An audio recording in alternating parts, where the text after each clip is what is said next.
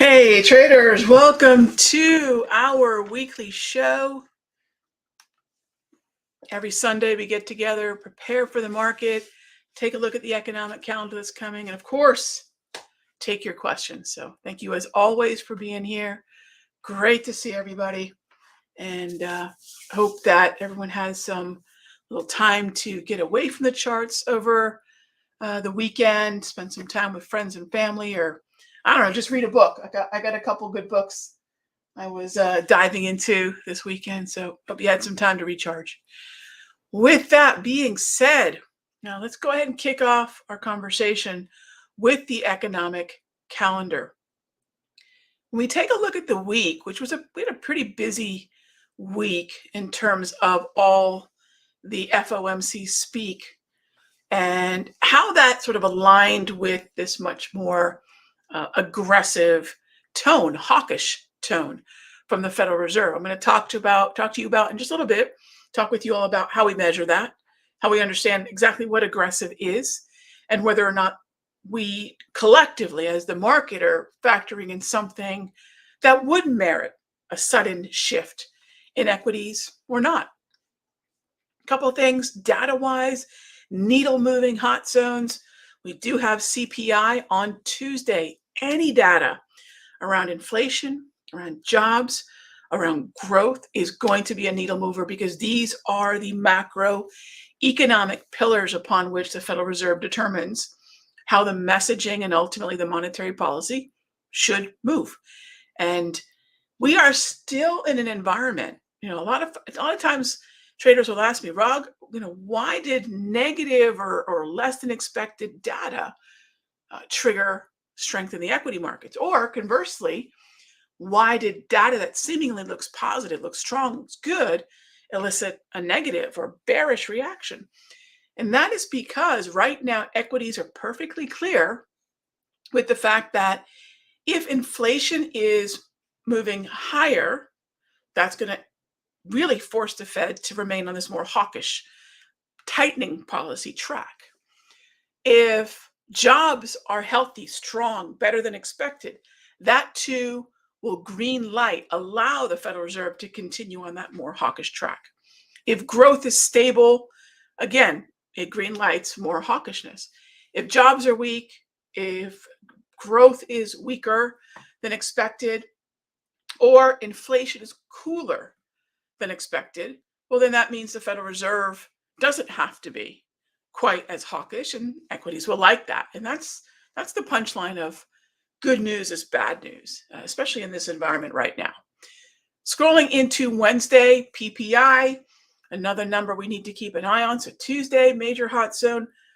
Wednesday, major hot zone. Rolling into Thursday, core retail sales.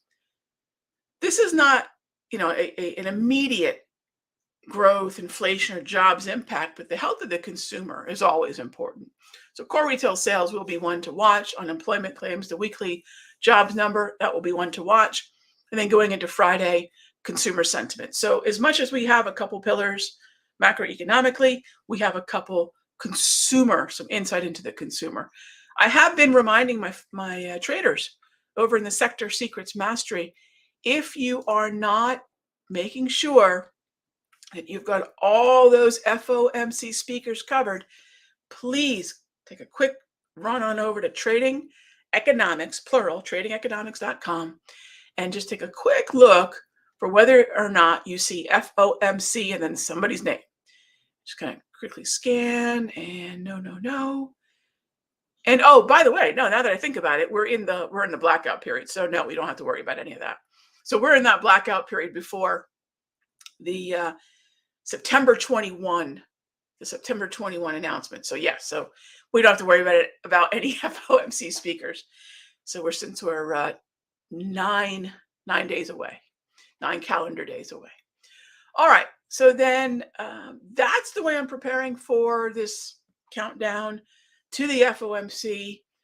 Again, remembering we do have data points that could change the way in which we expect their messaging to sound. We had the beige book, which is each of the different pieces of the overall Federal Reserve. Why we get to hear from Cleveland, we get to hear from New York, we get to hear from Atlanta. We get to go through the whole list of these Fed board members and their little breakdown of the economy. So sort of a preview, if you will, of what perhaps the tone will be on the 21st. All right, so let's kick off the questions. Let's jump on over into the charts. And we can see here, healthy little gap up today. One of our sayings now this is not one of my sayings. I think this is just an old traderism, right? Which is don't fade Fridays. I would go further and say don't fade any close, because the closing sentiment, especially for equities, equity indices, ETFs, right? That closing sentiment is the last thing we remember. That's the last opinion, the closing opinions for that session. And usually we're going to see a continuation of that. So pretty healthy close. So here's the S&P from lunchtime into 6 p.m., the last 10 minutes, maybe a little bit of profit taking after that Fed candle. Who knows? Doesn't matter. Look at the fact that we covered about 25, actually just over 25 S&P points from lunchtime to about 350, 345 Eastern. And then that's a pretty strong 4-hour window. Why would I presume that come Sunday evening or even Monday morning over the weekend, anyone was thinking bearishly, right? No surprise to see the gap up. Fantastic. This bodes well for this overall bullish approach that we've had in the mastery, which is to say, gang, I know there's a lot of doomsday talk out there, but what I lack hearing, what I'm not hearing, what is lacking, right? The reason I don't have that bearish discussion broadly in the equities is because the only reason I seem to hear people are very, very bearish generally out there, and it's usually built on a very poor edifice of, well, the economy's slowing. And it's usually these minor economic points. No argument, that may be true. Or that an indicator has crossed. Neither one of those reasons maps to the main economic pillars, nor the messaging from the FOMC. And I'm sure we'll dive into the FOMC target rate probabilities. I look at those all the time because those distill all the input that we're getting every week into what is the Federal Reserve most likely to do. And that's the only reason we look at data points, right? I'm not looking at new home sales and how cars are selling and how retail sales is doing, or even PPI, CPI. I'm not looking at that for the sake of that data. I'm looking at that to see how that maps forward to the Fed fund futures and ultimately the target rate probabilities, which is really all we care about. Equities are not going to have a prolonged rally because of a strong new home sales or a strong jobs number. Equities will have a prolonged rally if those smaller cogs are affecting that larger gear of central bank policy. Okay, so I hope that helps. Let's get into the questions. After all, that is the best part of our show, and thank you for them. Let's go ahead and jump into our first one. And Nick asks, what tickers do I use to trade natural gas? So what symbols do I like if I'm going to trade natty, which is, by the way, also known as the Widowmaker? That gives you an idea of the volatility. Sometimes the nicknames behind some of these symbols warn us about the volatility and the potential risk. This one, natty gas can be a really volatile one. So this is where I tell traders, recommend, right? Tell them what I do. This is where I recommend focusing on UNG, or if you're going to trade natural gas, take a look at QG, which is the mini half size, or options on the NG. And UNG is the ETF, QG is the half size contract, and NG is the full. Now I'm looking over to my volume and open interest here on natural gas just to make sure. I can also give you the contract dates. Now, if you are considering natty for day trades, wow, we're already moving out to January of next year. Wow. We're already moving out to January of next year. The volume in December is roughly, I'll have to take a look at that later, but you can probably still day trade December. But if you're looking at an overnight position, start taking a look at January of next year. F contract, F. So those are it. And then, Nick, they'll map to, obviously ETFs and stocks, as far as specifically Natty, right? Which I would want to know what it's doing before I look at any of the other related stocks, which are coming up in the next question here. Debbie is asking, what would the setup be, if any, currently, to go long calls on OXY? Well, Debbie, it starts with Nick's question, which is, and if I'm going to trade an oil stock, if I'm going to trade a gold stock, if I'm going to trade a natty gas stock, I have to have a really good read on the underlying commodity, which I believe, look, we're long natty. So all my cards on the table, we're long natty. The OXY, to your question, is it tracking? Does it look like natural gas? And I would say the answer is generally yes. And if there is a buy here, it's no longer a trending.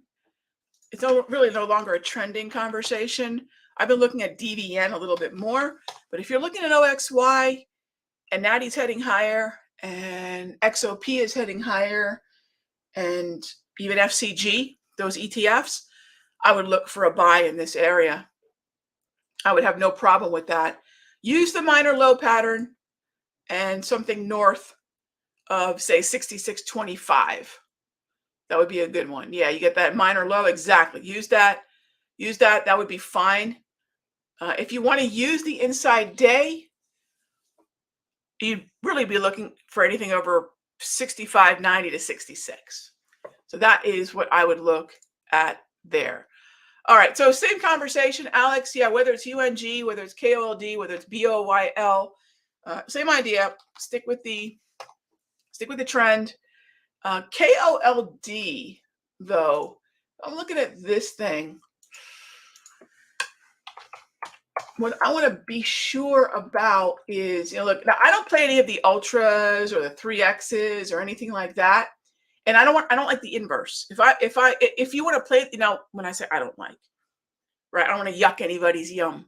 If you like the liquidity, if you like the options, maybe you're playing the underlying here, please remember that this is 100% natural gas, just taking advantage of the inverse. I just assume play the leverage in natural gas futures because I have been on and off for about 25 years. Or I would, maybe not quite that long. Yeah, about 20, 25 years. Yeah. Or I'll play UNG. So I typically, personally, do not play the ultras or the 3Xs or the 2Xs, things like that, or the inverse. However, to your point, lots of ways to play it. Those are all alternatives to the symbols I mentioned earlier. And if those alternatives are more appealing, all I'll say is always start with the NG. To your point, those would definitely be additional symbols. Nick, to your question, Alex mentioned UNG, KOLD, BOIL. Those are all be other symbols to look at. And I would just come back to make sure you've got a read on NG first, and then UNG, KOLD, BOIL, QG, NG future options are all then going to be where you can choose your own adventure, which is the best part, right? Where there's so many different choices. Focus on the liquidity, focus on the structure. A lot of choices. All right, next up, thanks, Alex, for the extra symbols there, the reminder. SBUX versus GM, which is the better buy in a pullback? Well, we always want to start with structure. GM, I am Groot. Yeah, GM, for sure, better structure. Yes, for sure, better structure. All right, next up is Apple. And thoughts on an oversold buy near 155. You've got a minor low break north of 156.37, 156.5. So you've got that minor low breakout that's already triggered. If we were to come back to Darvis support, that's going to be closer to 152, Darvish support will be closer to 152 on Apple. And if the broader averages are moving higher, and if XLK is moving higher, now that we're past the announcement of what, iPhone 14, new watch, new Air, MacBook Air, what else? New AirPods. Now that we've got that announcement in the rearview mirror, we can get back to non-announcement action in Apple. And if Qs are heading higher, if XLK is heading higher, those are tides that Apple's a part of. So Apple's very likely to move higher with that risk appetite. So definitely in play. All right. Alan mentions GE. Sure. Witching week on top, of course, right. I mean, we're talking end of quarter. We've got our triple witching. And I do not like to trade on any of the witchings. I actually don't like to trade on options expiration, period. I will usually take that morning off of day trading and focus on the longer term where the volatility could close the distance and give us some opportunity on a daily time frame. So on September, the quarterlies, on the quarters, I won't trade non-farm, which for a day trade, but I'll look for swings. I won't trade options expiration that we had at the end of the quarter, which is a hazardous to your health day of trading. End of quarter is absolutely, for me anyway, right? I can only speak for myself. It's actually one of the toughest days of day trading for sure that I deal with. However, all of those days, because they have the broader volatility, could be very powerful for the end of day charts, where large distances for trend trades or a distance to an oversold or overbought market, those can close pretty quickly and offer us opportunity far faster than sort of the normal daily price movement range. So yeah, it's pretty, yeah, I'm going to be cautious, no doubt, Alan. Day trading wise, though, I will definitely be cautious. On the end of day, the daily time frames, they're actually pretty great trading sessions because some of those distances get closed pretty quickly. GE really, I don't love. I'd rather focus on trending markets that could correct on witching. It is oversold. We do have a pretty decent little Darvish sandwich, if you will, between 72.60 and 71.10. Oversold stochastic. So this would be an oversold buy with the anticipation of movement higher. That would be GE. Archer Daniel Midland. I like the long, all my cards at the table. We have an open long in Archer Daniel Midland. We took profit on that. We scaled out of half the position. We moved the stock to break even, and we're looking for, more. My favorite. What's your next target? More. And I only am slightly facetious about that. Target 2 should be ambitious. Target 1 should be prudent.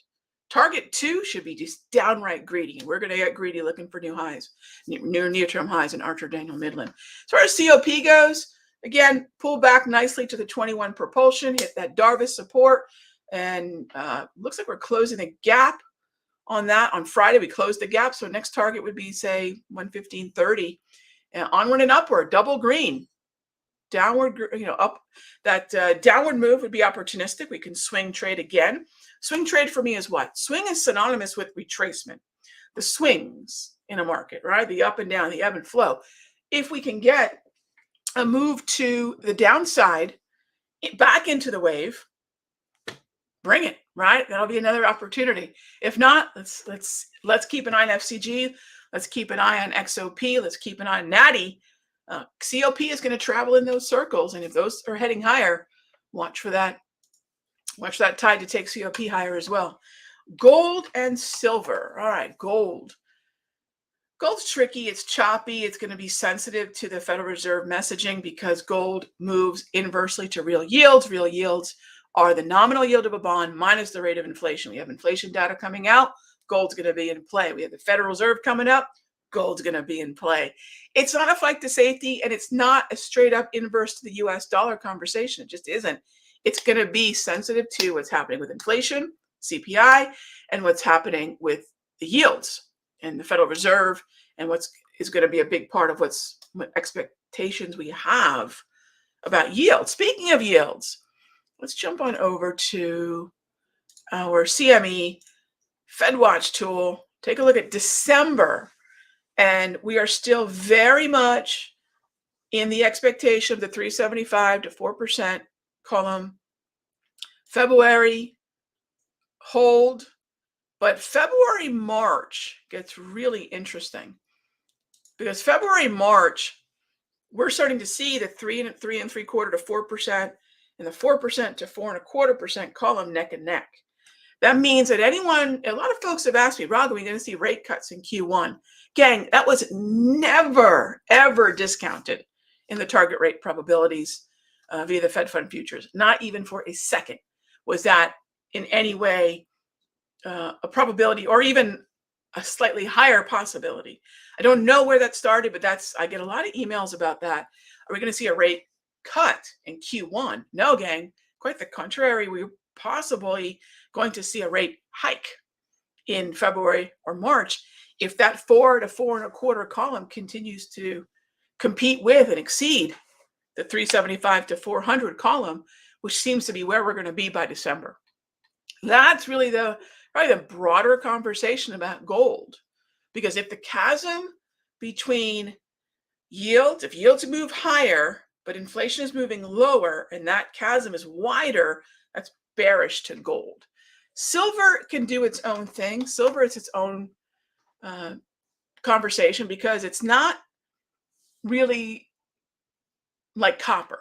It's not something that's reflecting economic optimism and also more of a manufacturing application. Silver is a little bit like gold, kind of precious metal-y, and it's a little bit like copper, so it's somewhere in the middle. And it can do its own thing, and it can be very, very volatile. So heads up, SLV is a great alternative. Silver's in a downtrend now, though. So if there's anything that I'm remotely interested in silver, and I all my cards on the table, I don't trade silver all that often. Usually I'll trade silver off a weekly when it hits historical lows. That just seems to be something that's always worked very well for me. But that means I might go a very long span of time between silver entries. So I don't have anything on the table right now, but it would be a short, Robert. If someone said, Rog, what would be your play on silver or SLV? It would be either long puts or short. Long puts or short. All right, next up is Jamie is asking, do I see a cup and handle forming on Tesla and plug? Jamie, I'll be straight up. I mean, I can look for the pattern, but I never used a pattern. For those of you that are not familiar, not that there's anything wrong with a cup and handle pattern, but that will never be the justification for a trade. So I don't want any way to imply that that's something I would do. However, for those of you that are unaware what a cup and handle pattern is, it's basically something like that, right? Here's your cup, there's your handle. But think of it this way, because what I love about what you're asking, Jamie, is where is the resistance, right? So if this is let me grab my drawing tool here. If this is our pattern, something kind of in here, right? That's your cup. Here's potentially your handle. Does that look about right, Jamie? And that's the other thing about patterns. They can be, very, very difficult to replicate because we're all going to have different eyes about touch points, and they can be rather subjective. However, what I'll say is any pattern that is ultimately where is the support or resistance? Well, here you have it right here. Here's your Darvis lining up really nicely. And I would look at this Darvis level, and sure, there could be a cup and handle here. I think the cup and handle might look a little bit more like perhaps that. And by the way, there's a Darvis here too. There's actually a magenta Darvis right through here. So do you see that if you're using previous support and resistance, which, by the way, go grab my Darvis 2.0. Again, we modernized the Darvis process. So it's not just 52-week breakout highs and Darvis boxes, but rather we can get instantaneous support and resistance drawn in our charts by looking at previous patterns, previous highs and lows, previous action where we know the market went somewhere and had an opinion. Darvis levels, previous support and resistance, volume levels are so much more powerful than projections where we're speculating. We're thinking that maybe at a trend line level that the market is going to have an opinion there. But the cool thing about volume levels and Darvis levels is we already know the market had an opinion, which is far more valuable to me. And that's what I would look at there. That's what I would look at as far as cup and handle.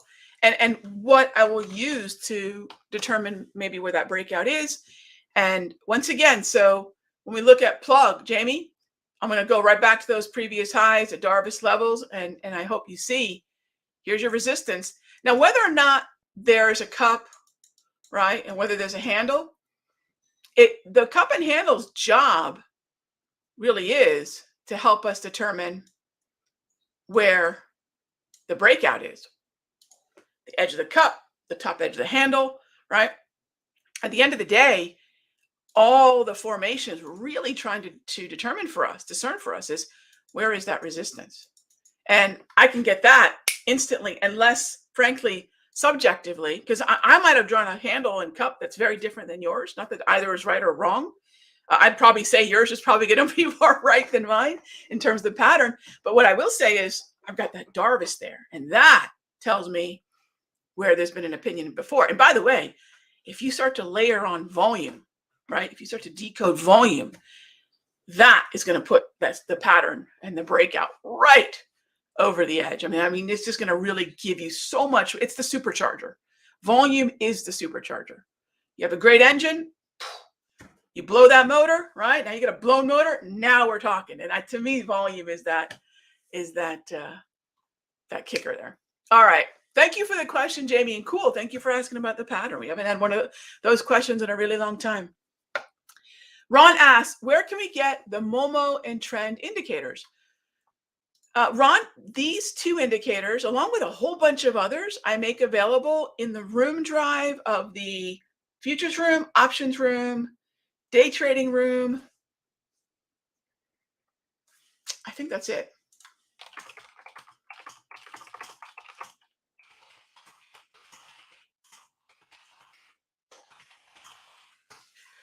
Those three. Oh, and of course my mastery.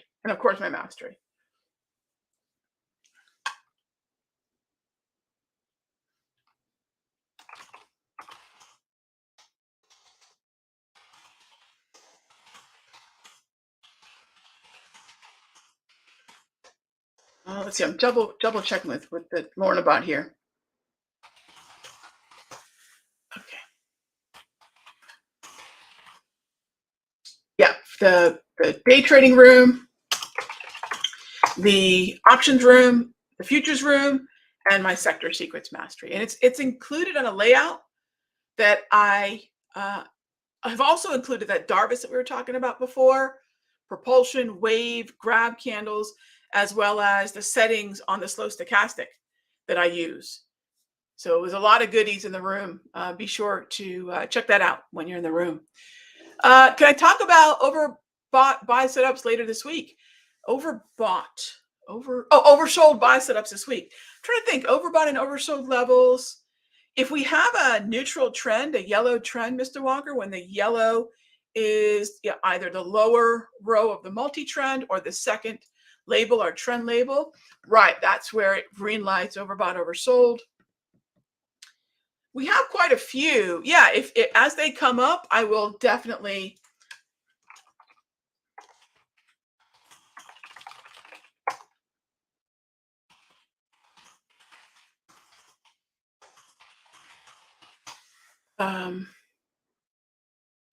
yeah, if there are any, I'm sure they'll come up in the conversation. Yeah. All right. Oh, GE and good evening. Oh, see, all those acronyms. I'm sorry, Alan. Good evening to you too. All right.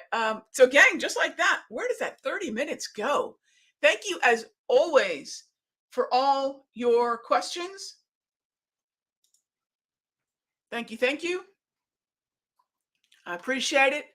And I will see you all tomorrow for Charts and Coffee. And if we are seeing something different, let me give you a couple tips on how to transition from Sunday evening to Monday morning. There are a couple key times to keep in mind. 8 p.m. We see an acceleration of the Sunday opening sentiment in about an hour and a half, about 2 hours from the bell, or 2 hours from that Sunday open. 2 and 3 a.m. I won't be up, but that's a European and UK open. What kind of sentiment are we seeing from that hour or so? Asian close, 4 a.m. But the real window that I look at is 7 to about 9 a.m. when the first cup of coffee is caffeinating those traders in New York. They're just sitting down, starting to do some pre-market moves. What kind of volume of companies those, and what kind of direction is ultimately chosen just after 7 a.m. Eastern. Keep an eye on that. Keep an eye on 8 p.m. So in about 90 minutes, what kind of mood are we in as the full Asian session kicks off? But there is a bank holiday in China, so it will not be full participation in terms of the volume, in terms of the turnover today. So keep that in mind. As always, gang, thank you for being a part of our weekly show. I hope you're finding it helpful. Thank you for your time. Thank you for the awesome questions. Love the challenging questions today. Y'all brought it. I love it. If you have any questions, comments, requests, leave it in the comments section. I will see you all for Charts and Coffee in the Morning, Simpler's pre-game show. And thanks as always for smashing that like button. Lets us know we're heading in the right direction. Be good to each other, gang.